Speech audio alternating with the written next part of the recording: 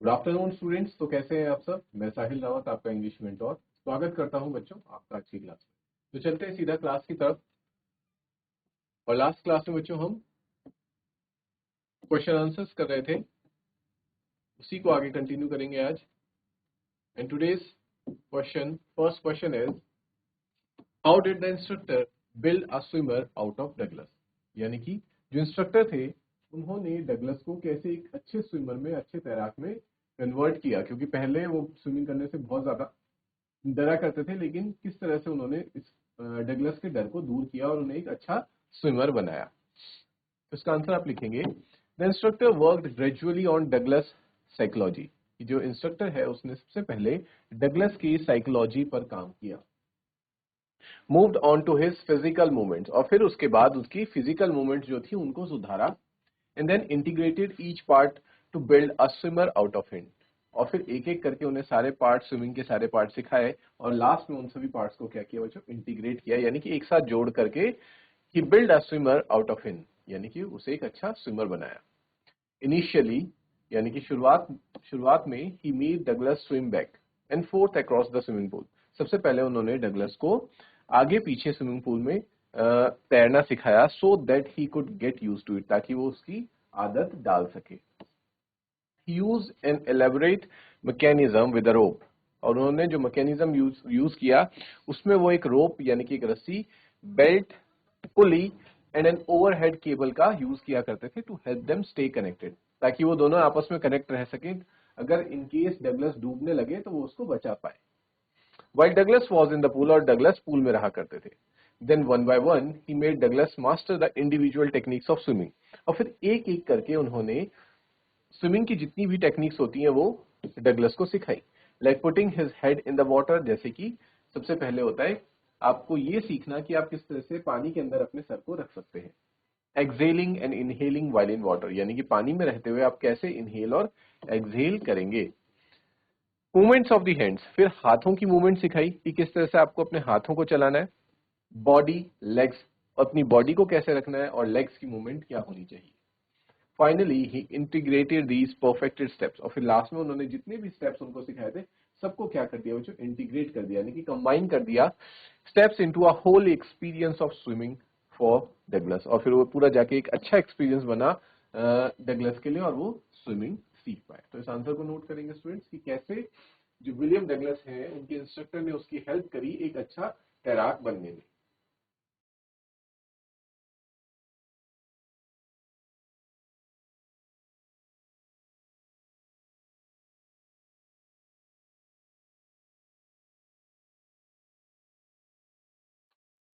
Let's move to the next question.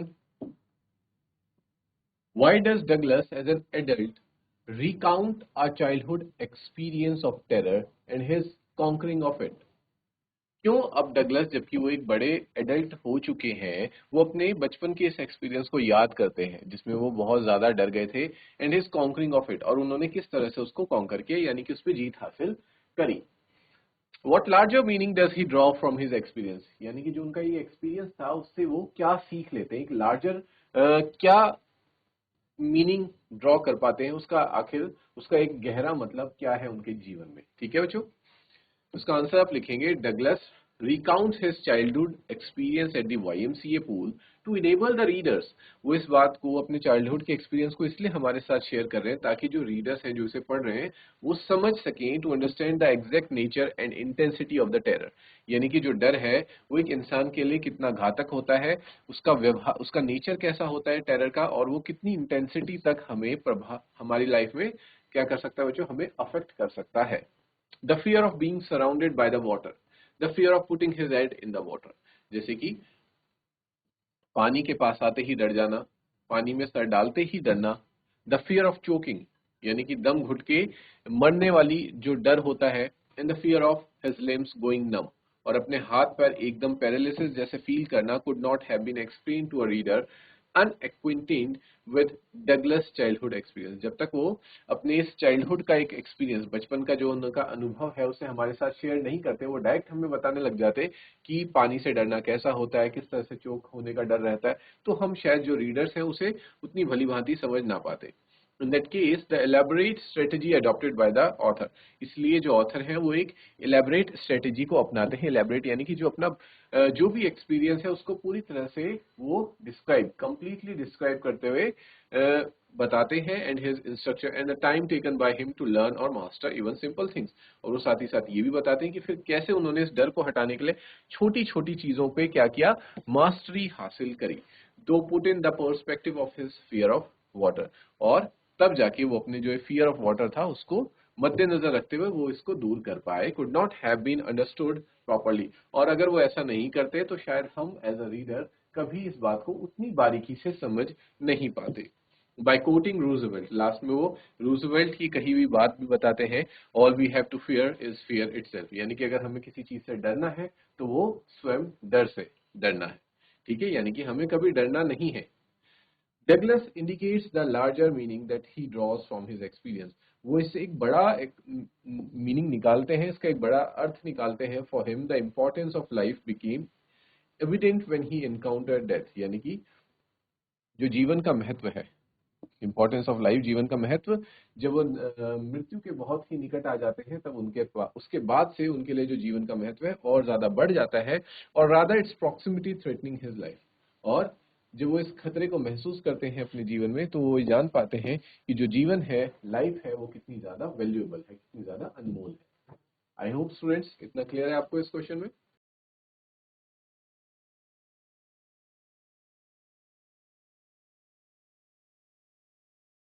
Next है बच्चों, how did Douglas make sure that he conquered the old terror. और किस तरह से ये बात को सुनिश्चित कर पाया विलियम डगलस कि अब जो उनका पुराना डर था, एक टेरर था, उससे वो बाहर निकल चुके हैं. How did he make sure of this.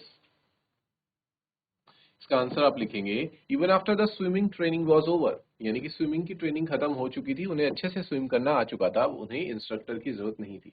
But still Douglas के माइंड में ये डाउट था कि शायद अभी भी अगर वो पानी में जाएं और ऐसी कोई सिचुएशन में फंस जाएं जो कि वो बचपन में फंस गए थे, तो शायद वो डर जो है उनका वापस से उन्हें घेर ले. Douglas was not confident about his swimming. वो अभी भी अपनी स्विमिंग को लेकर उनके अंदर उतना विश्वास नहीं था. और that he had overcome the fear. और उन्हें अभी भी ऐसा लगता था कि शायद उन्होंने उस डर पे काबू नहीं पाया है. He was determined to completely get rid of it for ever. और वो इस डर से हमेशा के लिए बाहर निकलना चाहते थे. ऐसे नहीं कि बच्चों टेम्पररी टर्म्स के लिए वो उससे बाहर जाना चाहते थे, लेकिन उनके मन में यह था कि नहीं, मैं हमेशा के लिए लाइफ लॉन्ग इस डर से बाहर निकलना चाहता हूँ. He swim alone in the pool. और इसीलिए वो पूल में अकेले ही चले जाते हैं. ठीक है. He went to Lake Wentworth to dive. सबसे पहले वो कौन सी लेक में जाते हैं बच्चों, याद करो, लेक वेंटवर्थ में डाइविंग लगाने वो जाते हैं. There he tried every possible stroke. वहां पे जितना कुछ भी उन्होंने सीखा था वो सभी स्ट्रोक्स को यूज करते हैं. He had learn. He fought back the tiny vestiges of terror. और तब उनके अंदर वो डर जो था वो फिर से वापस आने की कोशिश करता है, लेकिन वो उसको क्या कर देते हैं, हटा देते हैं, दूर हटा देते हैं. Gripped him in the middle of the lake. और ये डर उनके बीच में, उनके अंदर कब आता है बच्चों, जब वो लेक के एकदम मिडल में थे. Finally in his diving expedition in the warm lake. और फिर उन्हें लगता है कि डर मेरे अंदर फिर से कैसे आया, यानी कि अभी भी वो डर के कुछ ना कुछ जो ट्रेसेस है वो बचे हैं. फिर से वो उसको ट्राई करने के लिए कहाँ जाते हैं, वार्म लेक में जाते हैं. He realise that he had truly conquered his old terror. और उस दिन उनको ये रियलाइज होता है कि अब वो अपने जो डर है उसको पूरी तरह से उस पर जीत हासिल कर चुके हैं. क्लियर बच्चों.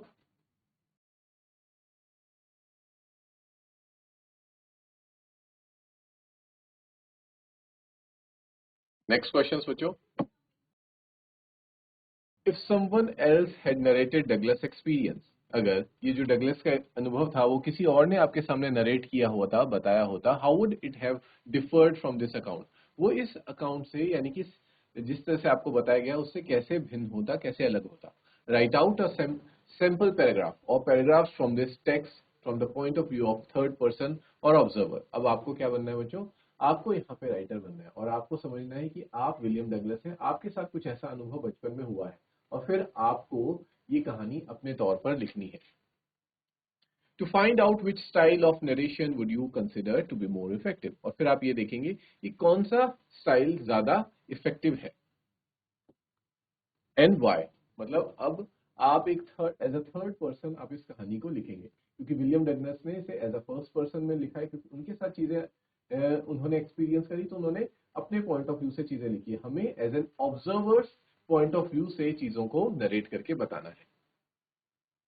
तो आंसर आप कुछ ऐसे लिखेंगे, if a third person had narrated Douglas experience, अगर कोई तीसरा बंदा डगलस के एक्सपीरियंस को नरेट करता, कहानी सुनाता, the impact of the story would have lost the readers deep connection, यानी कि जो एक कनेक्शन बनाया है इस कहानी ने ऑथर और रीडर्स के बीच में, रीडर्स सीधा सीधा महसूस कर पा रहे हैं कि उस व्यक्ति पे यानी कि विलियम डगलस पे क्या गुजरी होगी जब वो इस सिचुएशन में फंस गए होंगे। और अगर यही सेम चीज ये अपना अनुभव विलियम डगलस खुद ना बता करके उनके बदले कोई और थर्ड पर्सन ये चीजें बता रहा होता रीडर्स को, तो शायद वो कनेक्शन नहीं बिल्ड कर पाते। ठीक है, the main protagonist and his fear of water, क्योंकि जो जिसके साथ ये चीजें हुई है वही इस चैप्टर का प्रोटैगनिस्ट भी है, और वो अपने डर को, पानी के डर को एक्सप्लेन कर रहा है। The narrator then would be passively telling the story from the perspective of an observer, फिर वो एक पैसिव फॉर्म में इस कहानी को बताते, एक ऑब्जर्वर यानी कि जो एक दृष्टा होता है, जो देख रहा होता है, उसके रूप से इस कहानी को आपको सामने बताते। The incident of drowning in water could never have successfully communicating, और ये जो ड्राउनिंग इन वाटर का जो एक्सपीरियंस है, ये कभी सक्सेसफुली, सफलतापूर्वक कम्युनिकेट नहीं कर पाता हमारे साथ the feeling of the stark terror, उस डर को हमें कभी बयान नहीं कर पाता दैट डगलस अंडरवेंट, जो कि डगलस को सहन करना पड़ा था। वही व्यक्ति उस चीज को ज्यादा बेहतर रूप से बता सकता है जिसके साथ वो चीजें हुई है। क्लियर?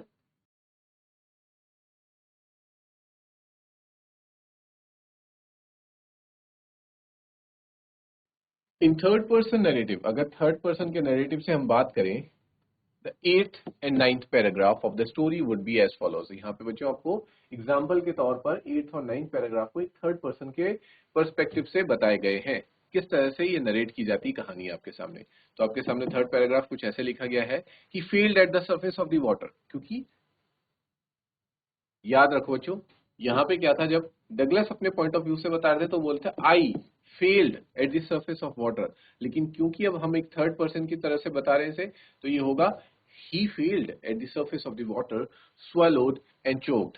ठीक है, बहुत सारा पानी उसने अंदर घुट लिया और उनको क्या हुआ, उनका दम घुटने लगा। ही ट्राइड, अब हर जगह आपको आई की जगह क्या देखने के लिए मिलेगा, he tried to bring his legs up, उन्होंने अपने पैर ऊपर लाने की कोशिश करी। They hung as dead weights, paralyzed and rigid. A great force was pulling।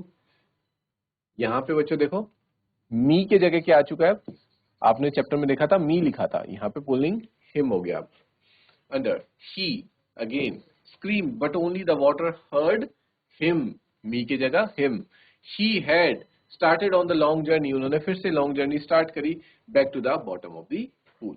तो इस तरह से बच्चों थर्ड पर्सन के पॉइंट ऑफ व्यू से हमें जो ये थर्ड पैराग्राफ है ये लिख के बताया गया है। आई होप अब आप समझ पा रहे हैं कि क्या डिफरेंस है फर्स्ट पर्सन के पॉइंट ऑफ व्यू से और थर्ड पर्सन के पॉइंट ऑफ व्यू से, क्यों वो ये हमें ये बताया जा रहा है कि उतना गहरा कनेक्शन नहीं बन पाता है एक राइटर और रीडर्स के बीच में। क्लियर बच्चों?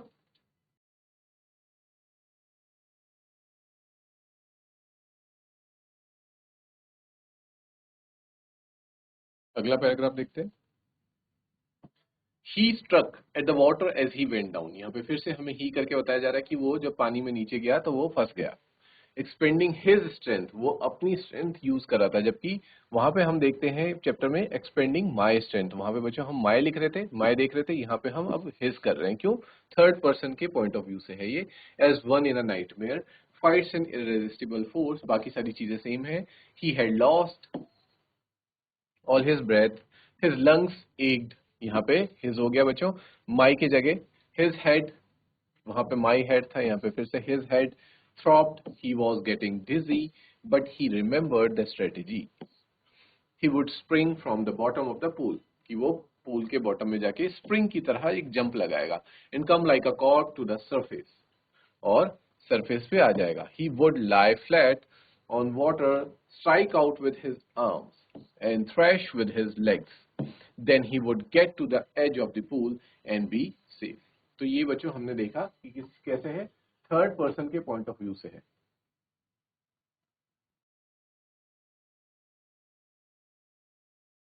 तो आप क्लियरली स्टूडेंट्स डिफरेंस यहाँ पे देख सकते हैं कि किस तरह से थर्ड पर्सन के अगर पॉइंट ऑफ व्यू से हम देखते हैं स्टोरी का नरेशन, और अगर एज अ फर्स्ट पर्सन यानी कि जिसके साथ चीजें हुई है वो खुद इस चीज को नरेट करता है तो कितना ज्यादा डिफरेंस है। हम एज अ रीडर बहुत ज्यादा कनेक्ट कर पाते हैं जिसके साथ वो चीजें हुई है अगर वो खुद उन चीजों को नरेट करता है, जबकि एज एन ऑब्जर्वर चाहे वो कितनी भी सारी बारीकियां वैसी की वैसे ही रखे, और आप देख पा रहे हैं कि बिल्कुल भी कुछ भी चीजें चेंज नहीं की गई हैं, सिर्फ जहां पे फर्स्ट पर्सन था वहां पे थर्ड पर्सन हम यूज कर रहे हैं, बट स्टिल आप ये देख पा रहे होंगे कितना ज्यादा चेंज आ रहा है। हम उसमें जो एक तरह से कह सकते हैं बच्चों एक इमोशनल कनेक्ट जो होता है वो नहीं हो पा रहा है, वो नहीं हम यहाँ पे देख सकते हैं। ठीक है, तो यही चीज पूछी गई थी कि कैसे फर्स्ट पर्सन और थर्ड पर्सन की तरह अगर हम चीजों को चेंज कर दें तो कितना ज्यादा अंतर आ जाता है स्टोरी के नरेशन में। तो अब आप क्लियरली देख सकते हैं कि बहुत थोड़ा बहुत नहीं बल्कि बहुत ज्यादा डिफरेंस आ जाता है बच्चों। ठीक है,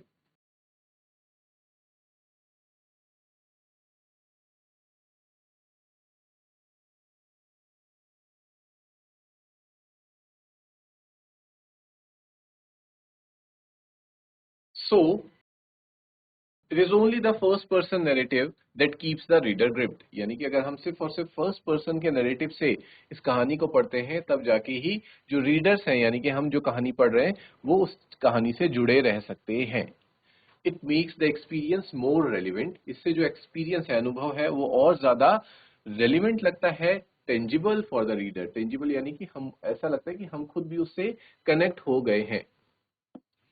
it engages him by making him go through the experience, ये रीडर्स को भी क्या कर देता है पूरी तरह से उसमें एंगेज कर देता है और ऐसा महसूस करवाता है कि हम उस अनुभव को महसूस कर रहे हैं अलोंग विद द प्रोटैगनिस्ट, यानी कि जो प्रोटैगनिस्ट है जो मेन लीड है वो तो उस चीज को एक्सपीरियंस कर ही रहा है बट उसके साथ साथ हम भी उसको फील कर पा रहे हैं।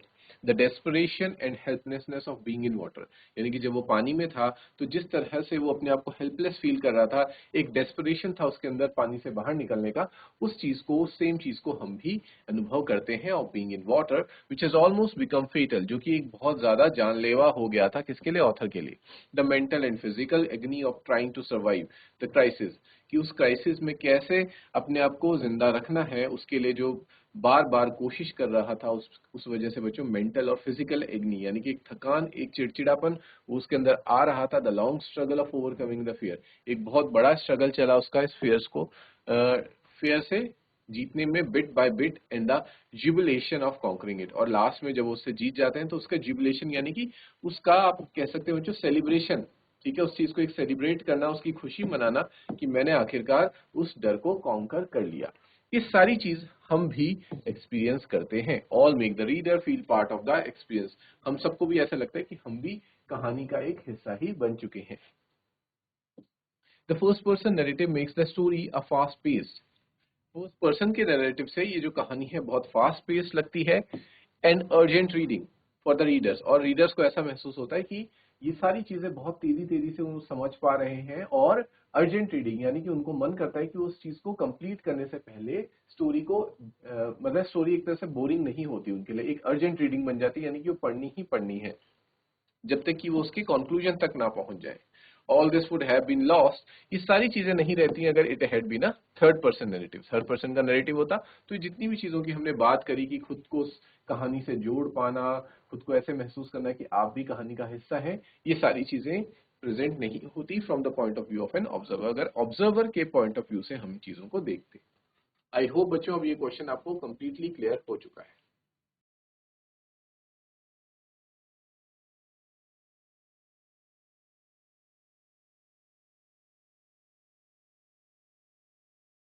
नेक्स्ट क्वेश्चन बच्चों, all we have to fear is fear itself, यानी कि ये रूजवेल्ट फ्रैंकलिन की लाइनें हैं कि अगर हमें किसी चीज से डरना चाहिए तो वो सिर्फ और सिर्फ डर है। Have you ever had a fear that you have now overcome, क्या आपके जीवन में भी कोई ऐसा डर था जिसको आप ओवरकम कर चुके हैं, आप उससे जीत चुके हैं। Share your experience with your partner, इस तरह से क्वेश्चन आता है बच्चों तो आप क्या लिखेंगे।